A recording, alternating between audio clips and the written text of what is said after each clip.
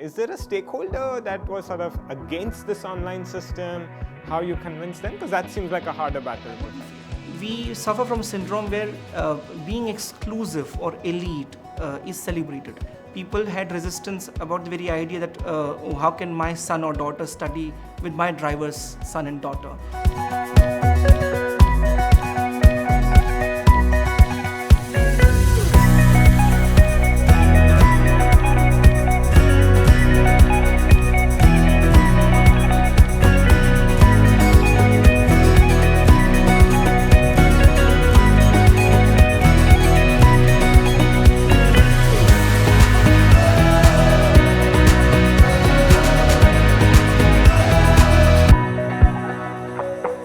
Hello and welcome to EI Dialogues.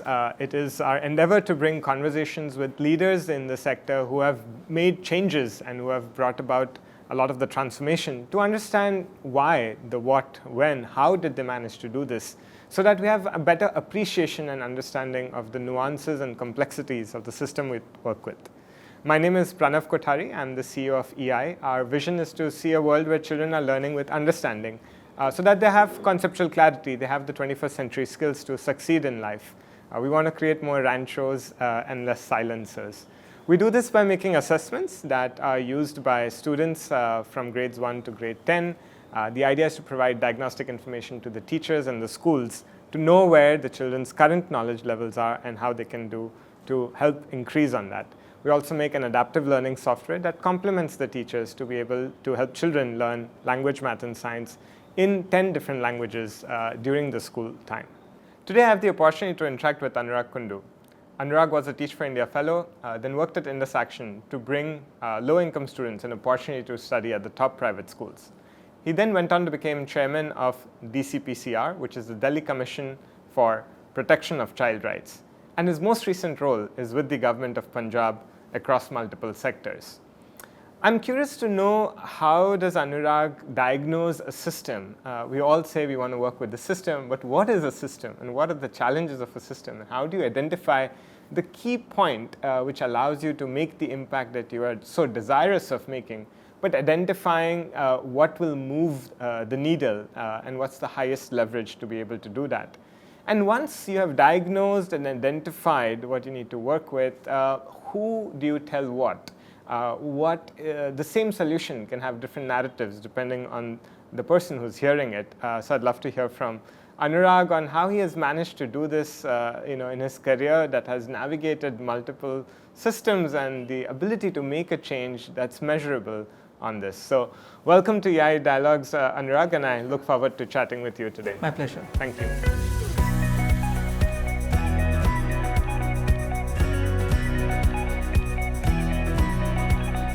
Anurag, it's a dream for many nonprofits, for young entrepreneurs to make a large impact, and that is usually by working with the government, for the government, or alongside them.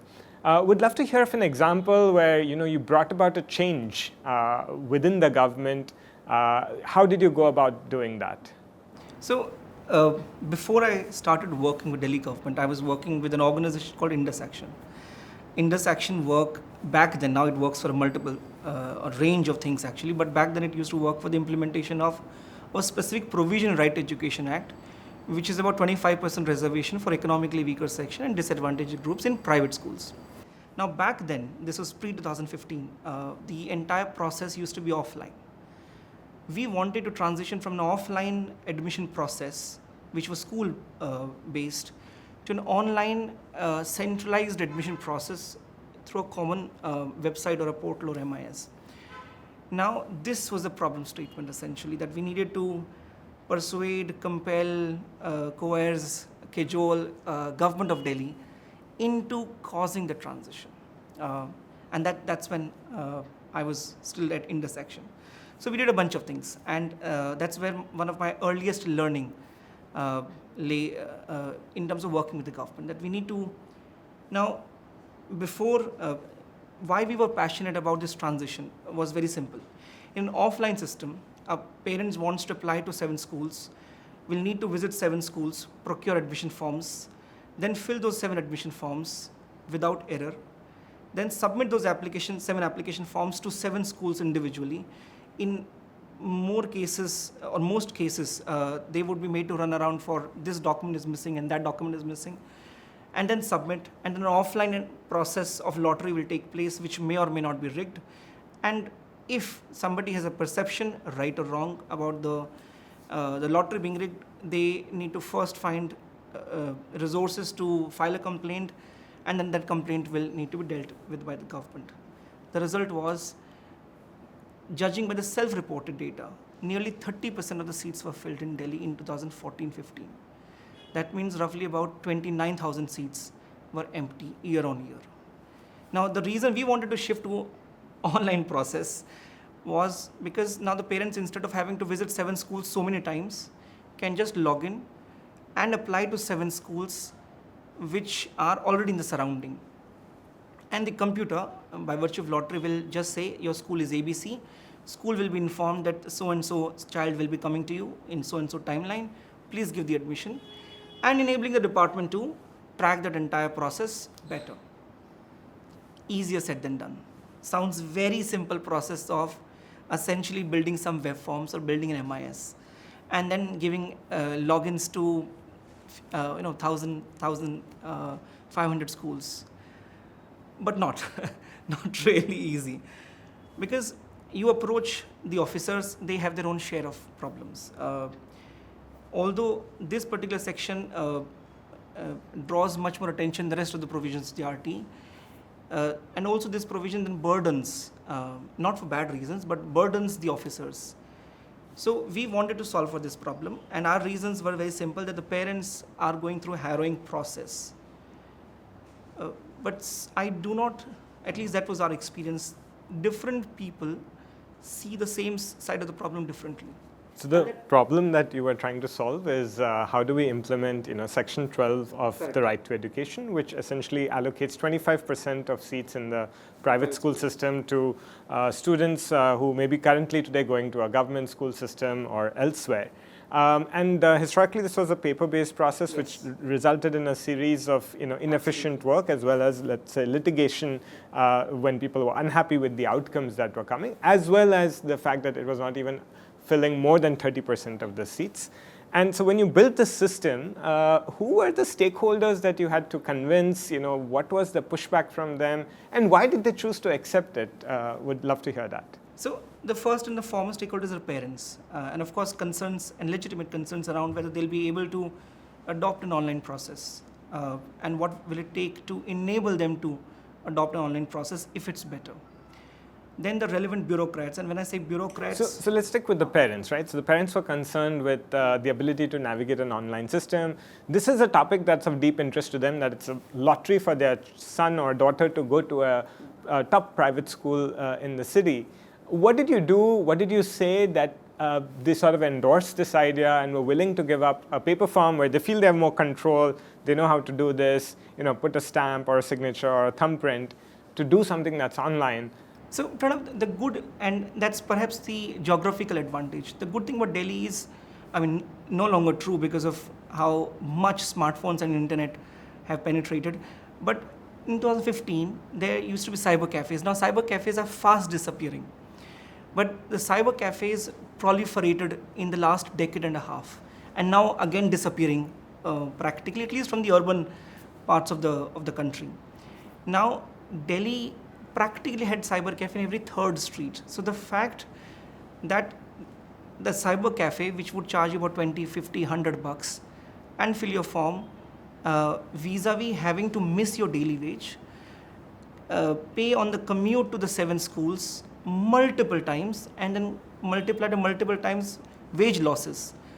I think I've realized poor people are smarter at decision making. They understand economics better than the economists. So I think in that course of our interaction and discussions with parents, it was obvious that there would be an uptake. And fast forward, when we did implement 12 months later the online admission process, we received about 150,000 applications for 45,000 seats. So essentially we had more applicants than we had seats, while in the previous year the number of applications were less than the number of seats. So that's parents. Who was the second stakeholder? What was their resistance? How did you convince them? Bureaucracy. And when I say bureaucracy, it is not one monolithic entity, because typically bureaucrats at the top very often think differently from the bureaucrats in the middle management. Very often you'll find different answers of what priority is, how to do it, what is to be done, in what time frame. You'll find differential answers when you speak to the top bureaucracy and the middle management. So they spoke different languages essentially, and they spoke to a different world. So the bureaucracy split into the middle and the top. Now to the top bureaucracy, whose essential job is supervision. It is not their job to do. Their job is to ensure the job's done. So they needed supervisory, monitoring, tracking tools which inform their supervision better. An online system helps allow dashboards. Offline system does not allow that. An online system allows you to track every student, not just this year, but all subsequent years to come, as you can trace that life journey. You can literally see where to allocate your resources, because these are 20 schools that are defaulters, and you can sharpen your focus. So at the top bureaucracy, that supervisory functions is the most important function, and interventions such as these can help enable their supervisory functions better. And essentially, those series of conversations and what transpires even beyond conversations helped us. Rajasthan was the first state to implement an online process, and when we sensed certain level of apprehension about the efficacy of MIS in Delhi, there was a delegation from Delhi government that had gone to Rajasthan to study it. So a lot happens inside conversations, but a lot also transcends beyond conversation. But that advocacy with the top bureaucracy of enabling their supervisory functions. So the purpose was not to benefit. The purpose was not to make the process for the parents less harrowing. That was natural and coincidental consequence, but to enable them to perform their job better. While the middle bureaucracy had different set of problems. They were rather supervised entity. So it will rather make the life difficult. But what we could bring them on board with, we showed the number of grievances that they were getting with regard to the offline admission process. And the admission process grievances range from that the private school is not giving me the form, to it is asking for unnecessary documents, to a filled form is not being accepted, to the guard is not letting me inside the school, to they did not inform me the date of the lottery and hence I could not be present, to the lottery was rigged, rightly or wrongly, but in my perception rigged, so on and so forth. And they used to get hundreds of complaints of that. Now under the RTE rules, every such complaint has to be inquired into by a 3-member committee. Let's face it, it's easier to write rules, but those bureaucrats have 200 other functions to perform. No 3 bureaucrats can sit to judge one single complaint, call the complainant, call the school. Sometimes that person is unavailable, sometimes that person is unavailable. Net, it's a more headache than anything else. So we could convince the middle management essentially that how these early stage grievances will simply disappear from the system. And we could show that about 90% grievances would not exist if we were to transition from an offline stage to an online stage, making their life easier, not easy. So I can understand why parents lapped it up, because it's economically a better choice for them, and chances of doing it is higher. I can understand why bureaucrats would lap it up, because any sort of digital system allows them a dashboard to monitor the chances that the cases that they have to weigh in on goes down. But this seems like incentives are aligned. Is there a stakeholder that was sort of against this online system? How you convince them? Because that seems like a harder battle. I wouldn't say against, but there was certain resistance, partly legitimate. So the two most important other stakeholders were the political executive and the private schools. Let me speak about the private schools first, since that aligns more with your question. See, the private schools that were implementing the process already, those 30% seats were still filled, were rather happier, because they will have to dedicate resources in giving out the forms, accepting the forms, scrutinizing the forms, putting out the public notice, then conducting the lottery, and then face the brunt of complaints, legitimate or illegitimate, and then responding to those notices from the department in response to those complaints. In online admission process has essentially eliminated schools' involvement in the admission process, since they would just get a list that these 12 students will come to your school and they are allotted admission in nursery class of whatever. Now, the schools that were already implementing actually became happier, so that they were aligned. The resistance came from two set of private schools. One that didn't want the provision implemented, and they had one legitimate reason and one not so legitimate reason. One, we found that is in general and a country's problem. We suffer from a syndrome where being exclusive or elite is celebrated. And the cultural prejudice runs deep. So many people, and far more than we imagine at least, people had resistance about the very idea that oh, how can my son or daughter study with my driver's son and daughter? They will learn bad language, they will learn bad culture. So some of the resistance, or the other way around, it may not be prejudice on the surface, but deep down prejudice, which is, oh, these children can't cope up. So it is cultural prejudice just expressed politely or in the language of empathy. The second resistance essentially was that government per child expenditure, which is the amount that the government would have disbursed for these students to the private school, is less, or the distrust that the government would not pay, or the fear that this would open their books to the government. So there was a huge resistance from there that happened. But as we started decoding the very definition of private school, we started finding allies within that, because private school also is not a monolithic entity. Some would be on board immediately, some concern would be legitimate, and which you've got to address. Sometimes you bulldoze, but you can never bulldoze a majority. You eventually will have to use your tools of persuasion, redressal, advocacy, common ground, conceding grounds, till you reach a small minority, and then you can say this is a system, period, and this will get implemented. What's your best hack on this persuasion? Is there a particular tactic or a negotiation framework that you've had the highest chances of success? The common theme, meet people where they are. What does that mean? We met the middle management bureaucrats where they were. And where they were was, how do we solve the 200 odd grievances lying in their office as per the process laid down under the law, which was not feasible, given they have 200 other functions. If that was the only job they had, fair enough, absolutely feasible. But that's not the case. They have 200. So we met those bureaucrats, those middle management bureaucrats, where they were. But what did you say to the high-fee schools, high-fee private schools that did not want to take it because of cultural norms or because financially it wasn't viable? Like, how did you meet them where they are? So I think, so most of the high-income private schools were the ones implementing. Because for a variety of reasons, those were schools often in public gaze. Mothers International or Bluebells, whatever happens, is out in the news. So actually the more noisy or the most powerful schools were largely in compliance one way or the other. So it is the less noisy or less powerful set of schools that were avoiding responsibility until then. So by sheer virtue of circumstance, we got lucky, at least there.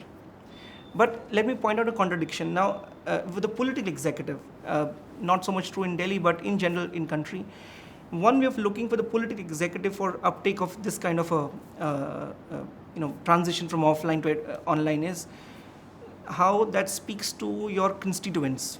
For instance, Delhi has about 45,000 seats under this provision.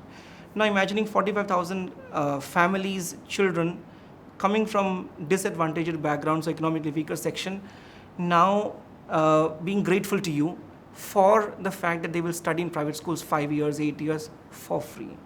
So the political executive, in one way, it's a no-brainer.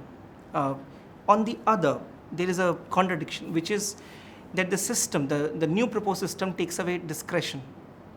It takes away your ability to refer. कि इस बच्चे का admission करा दो.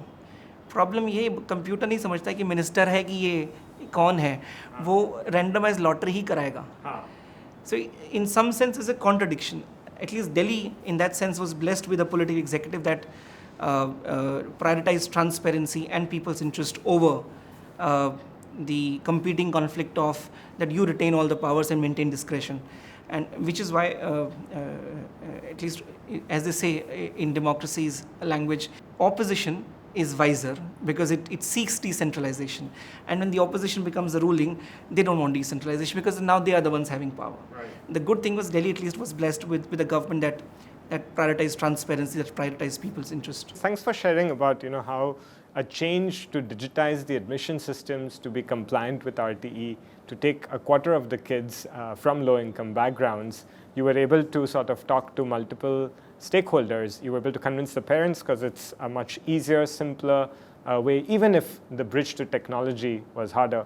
You were able to convince the private school system, the ones who are compliant, that this is a much better assured cash flow, more transparency, less harassment. You're able to convince the politicians that they will be 40,000 families who benefit from this will be grateful to them, and you're able to convince the different stakeholders to be able to rally behind this cause. And I can see why a certain change, the narrative to each stakeholder might be different, even if what you're bringing about is the same. So thanks for sharing that story. So Anurag, in your efforts to implement this digital system, how did you prevent the people who this was not designed for accessing this? There was this movie, I think called English Medium, where a rich family was trying to get admission into a top private school by utilizing RTE. Is that real? I mean, do people like those exist, and how did you tackle them? Yes, at least in Delhi we have curbed that kind of thing substantially. But those stories are essentially real and very real when the offline system was in process. Let me give you an example. Let's say in any setting of the 100 admissions that have already happened, or 100 applicants for admission under this provision, let me say 60 are people who are wrong beneficiary. And I'm assuming 60% corruption. I'm sure corruption could be lesser, but let me assume 60% corruption. Now, if we open up the system by making it online and making it more accessible to people at large, now if we enable 100 correct applicants to enter the system, now let me say there were only 50 seats. Now 50 seats, earlier 100 applicants, 60 wrong beneficiary. Now I have added 100 eligible beneficiaries into the system. The odds of the wrong beneficiary being selected will automatically go down. Right. Now you widen the pool further. You get 100 more correct applicants or eligible beneficiaries to apply. Then the odds of those 60 being selected will fall to 20. So sometimes we solve for misuse or corruption not by getting after it. Sometimes by just ignoring it, and you keep widening your pool. And as you widen your pool, the odds of them being selected and misusing the system will automatically start to fall and will fall dramatically. So what I hear you say is that you didn't go after the wrong applicants. You didn't sort of do a fact check. You didn't sort of remove them from the system. You basically acknowledged that that problem exists. But the way to reduce the impact of that is by making sure that every single person who is eligible for this, decides to sign up digitally. Yeah. And as a consequence of that, the odds of this fall down further. With a layer in between, which was, so there are two ways of fraud when it comes to income certificate. One, the income certificate obtained fraudulently, but the certificate is real. The second way, the certificate itself is fraud. We solved for the second one right away. In fact, it was solved before I entered the fray, to be fair, which was upload all income certificates on a website. Using the income certificate number, allow the online check where the certificate exists and has been duly issued by the relevant authority. So that way you at least solve for one category, which is a certificate is not real. Otherwise, no school or no junior functionary has access to establish the authenticity of the document presented to them. So at least the second one was easier. The first one, which is fraudulently obtained, we ignored it in our actions, but it was not off our mind. but we were very clear that we will solve it by widening the pool of the applicant, the correct applicants, and that will ensure dramatic decline of the wrong people misusing the system automatically. Which anyways you had to increase the number of pools, so I think this sort of had two birds with one stone, if I may say it that way. Thanks for sharing that, Anurag. Anurag, I think in this new age where more and more devices are at the hands of students, there's more access to the internet, which was there through unwanted videos and information, but now we also have generative AI. And literally you can ask any question and get an answer which may be right, which may be wrong, which may be harmful, which may be harmless. How has this changed child protection rights? How has this, what's the future of this? From your lens, what do you think? No, this is an important and emerging concern. Now, how we regulate AI, I don't think, US issued a set of regulations a few days ago, but it is too premature a stage for us to understand the regulatory framework we can use to regulate AI at this stage. While we understand the specific functional use cases of AI, we don't really or fully grasp what AI can do, can't do, what kind of spheres is it already touching, how and the modalities of penetration of that sphere. But more specifically, the fact accelerated by COVID. In general, technologies have penetrated, income levels are rising, but accelerated by COVID, now children have very easy access to smartphones. Not just easy physical access to smartphone, but more acceptable in our families. 5 years ago, if a child in my family is all the time on the phone, I would say, why are you doing that? And I'll fix times. Now the problem is that it has become acceptable, which means the risk of cyber abuse has increased significantly. And very often children may not understand handling OTPs, handling passwords, that they may fake IDs. We certainly don't know who a 12-year, 16-year-old child is talking to. They may be talking to a complete stranger. All those concerns have become live. And those have become more real concerns than conventionally understood concerns of, let's say, physical abuse.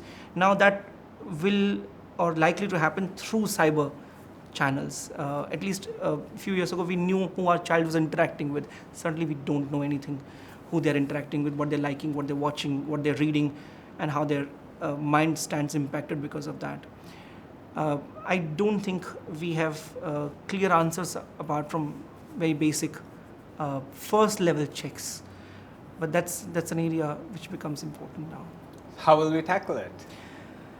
Well, one can say a bunch of things of having cyber safety as part of curriculum, especially at least the basic things like handling OTP, handling passwords, doing basic fact checks, understanding or what could be cues of possible fraud or misuse by someone to get to a child. All of that should be part of curriculum now. This seems like an ideal answer, Anurag. But कौन करेगा, कब करेगा, Which is why the laughter, because we can keep on. So in India, at least the joke is that we don't change the curriculum that is taught. We only change the curriculum that is not taught.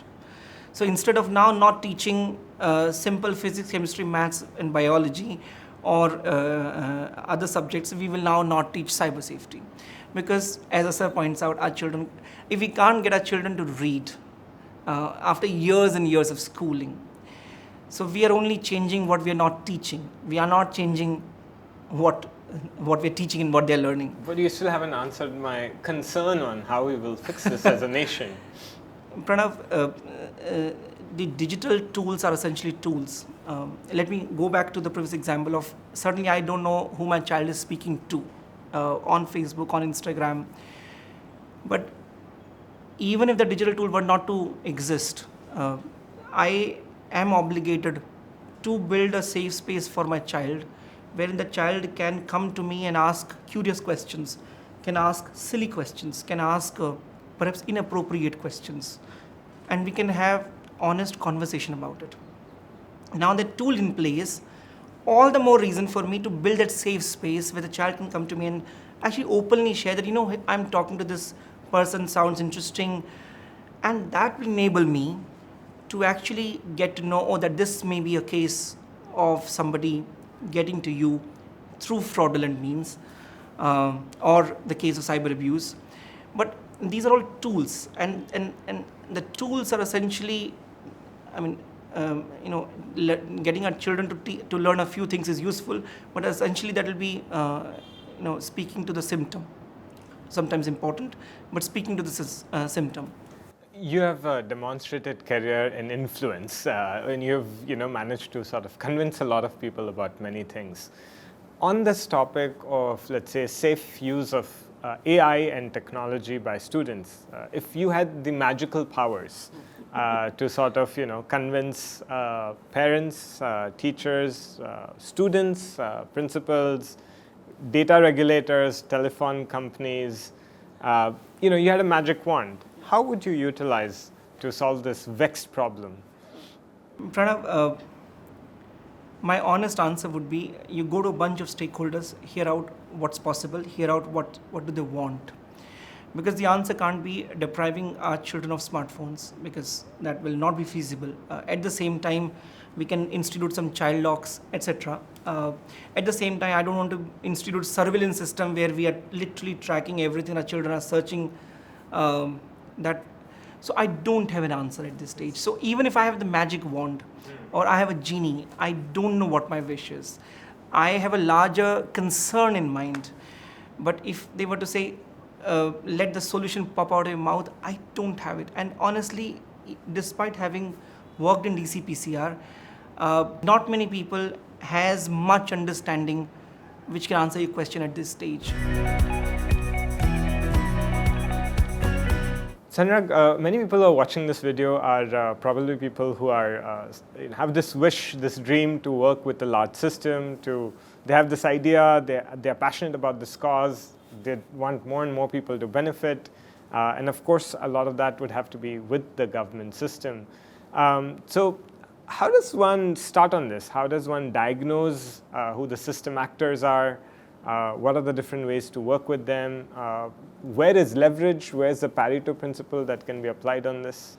So before I answer how to diagnose system, let me give an example of from my own life, how we incorrectly diagnose a system, and actually much more often than not we incorrectly diagnose a problem or a system. When I was teaching as a Teach for India fellow, I was in my second year of fellowship very fed up with children bringing kurkures and chips and everything as lunch. Now that shouldn't qualify as lunch. So I, on a Saturday, called the meeting of all mothers, and I had wonderful deck and a presentation about what is balanced diet, what is nutritious food, 2-hour session, and I was very convinced that I have changed the world, at least this part of the world. And I was hoping that Monday will be extremely nutritious lunch, only to find out that nothing's changed. And I think I was too arrogant, and I thought maybe my session was so heavy it will take time to sink. The problem was 2 weeks had gone, nothing had changed. So I held a second round of session with all the mothers.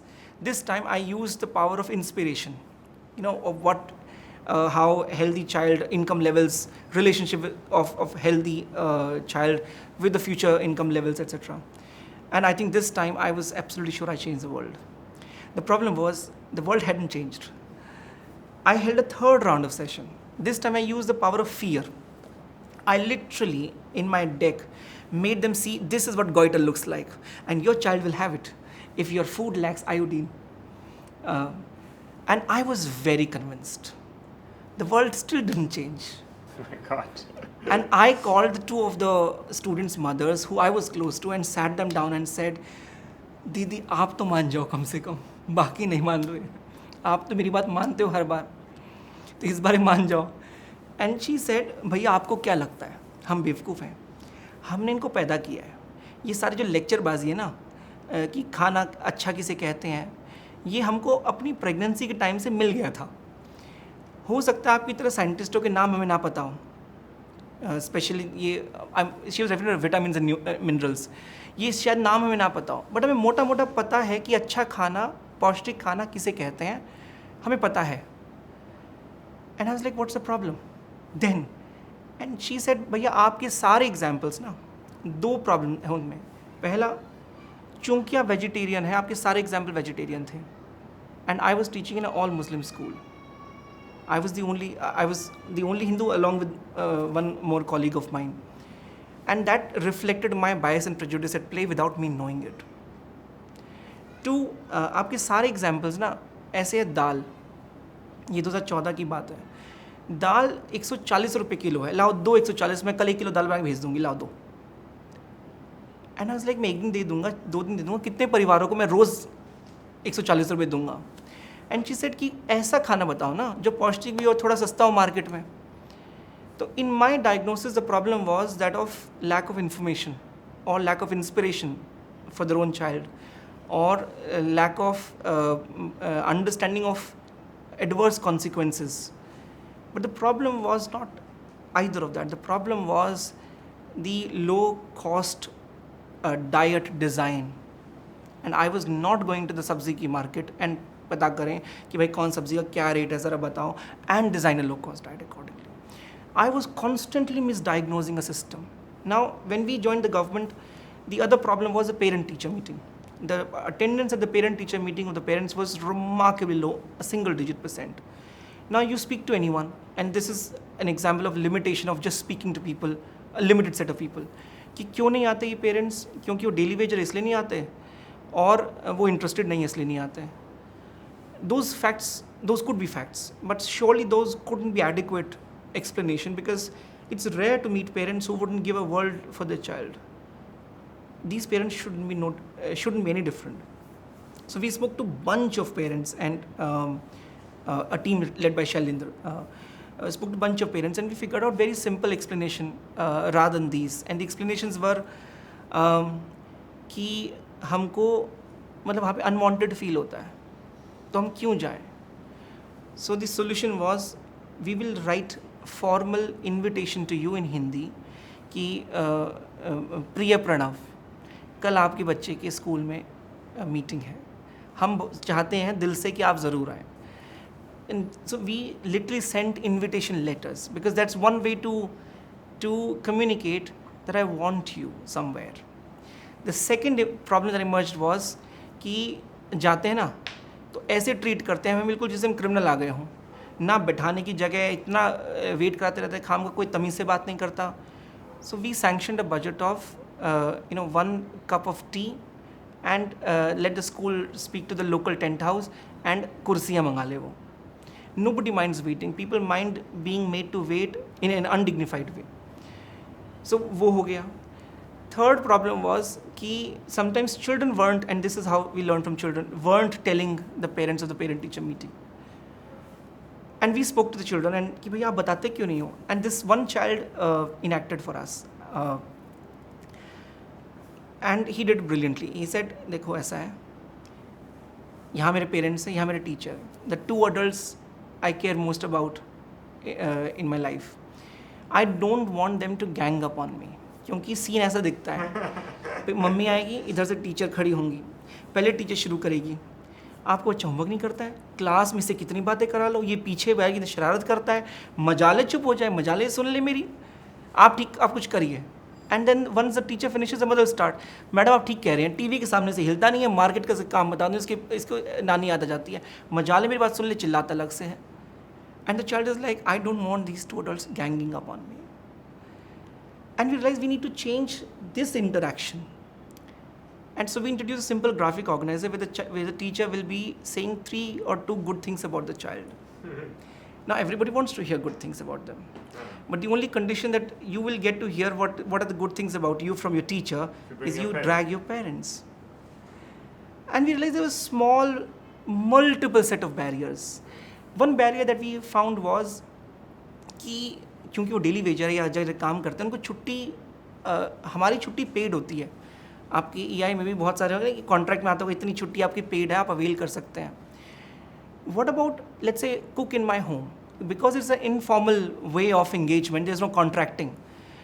तो more often than not इन लोगों की पैसा पगार cut जाती है जैसे छुट्टी करते हैं. अब PTM पे आना तो बोला हाफ डे तो गया, And I remember Manish ji ran a huge radio campaign, क्योंकि ये लोग कौन है, ये लोग हमारे तो आसपास के लोग हैं, हमारे ही तो कॉलीग्स हैं, हमारे घर में, हमारे दफ्तर में, एंड सेड कि अपने ऑफिस में पूछो कि क्या उसके बच्चे के स्कूल में पेरेंट टीचर मीटिंग है. वो गए, वो नहीं जाएँ तो यह बोल देना कि जाओ हो आओ, हाफ डे बाद आ जाना ऑफिस में. And lot of people actually came because their office supervisors told them to just go and attend parent-teacher meeting of their own kids. So we diagnose the system or the problem correctly at every stage. We refuse to believe that these parents don't care about the children and care enough to forego wage loss. Parents move heaven and earth for the children. All parents literally move heaven and earth for the children. No reason why merely because somebody comes from a financially weaker section would not move heaven and earth for their children. So we just refuse to accept that belief. But this is easier said. To diagnose the system correctly, it's very important that, one is you simply draw organogram. कि ये CEO है, ये deputy CEO है, ये MD है, ये vertical head है, ये president, ये vice president, and you down to any organization, and that's true for government as well. Draw an organogram. That's how the formal hierarchy. Then you draw the informal hierarchy. कौन किसकी सुनता है?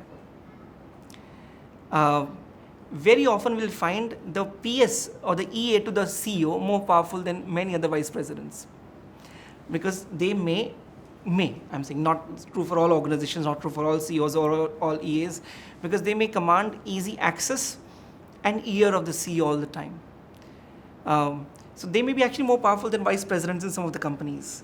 So if now draw the informal organogram of the same organization, and then draw the informal organogram of how the information may be flowing.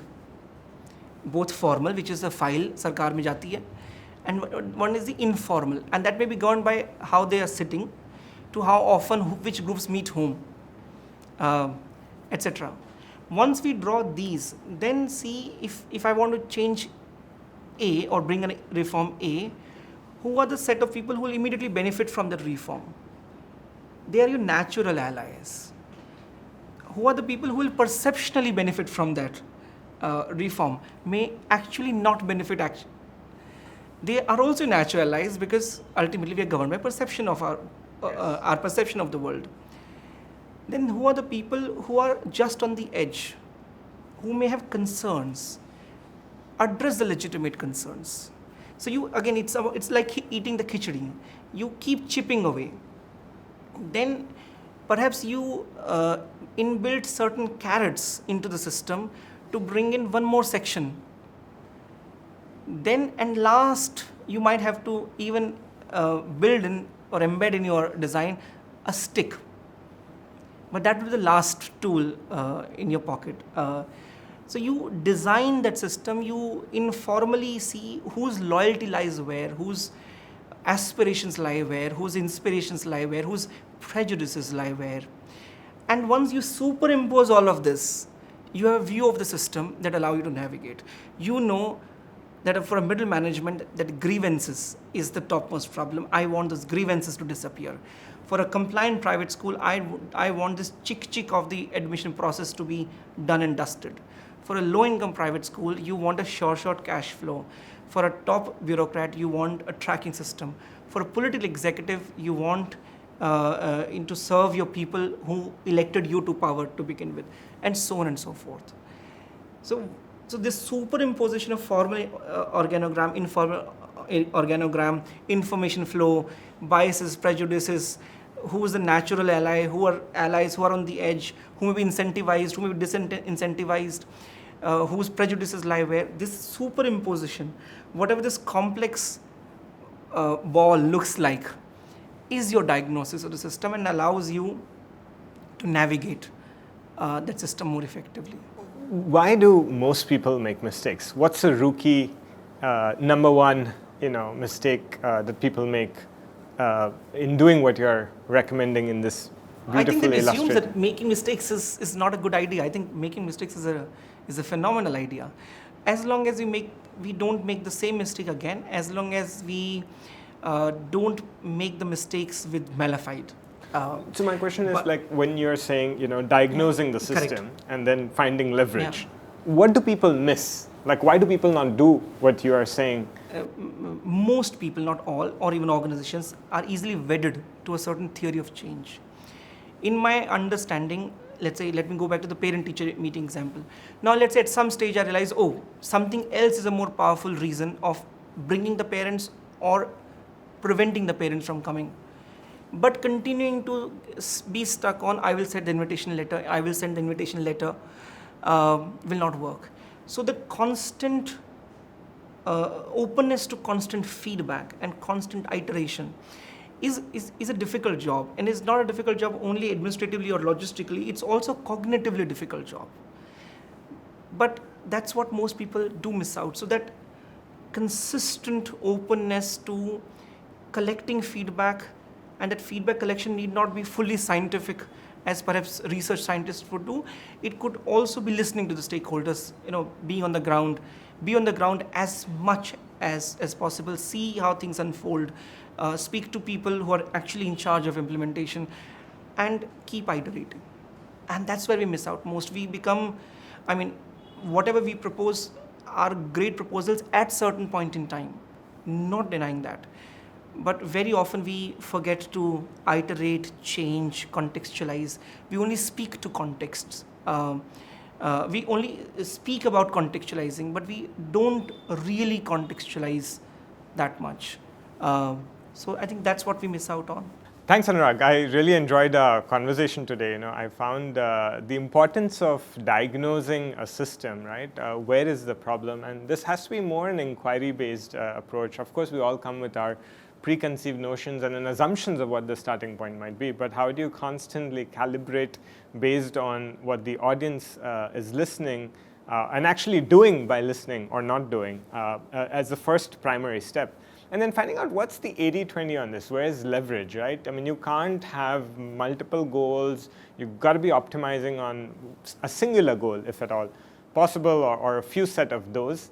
And then how do you, if I may use the word, market this solution to different stakeholders? The narrative of the same solution may need to have different connotations. You literally need to show the blind people the part of the elephant that they really want to see or resonate with to be able to accomplish your objective of tackling the elephant in the room. Those were sort of the nuggets that I took away, but thank you so much for your time. I really enjoyed our conversation, and I really appreciate you coming to EI Dialogues. I enjoyed too. Thank you very much for the opportunity. Thank you so much.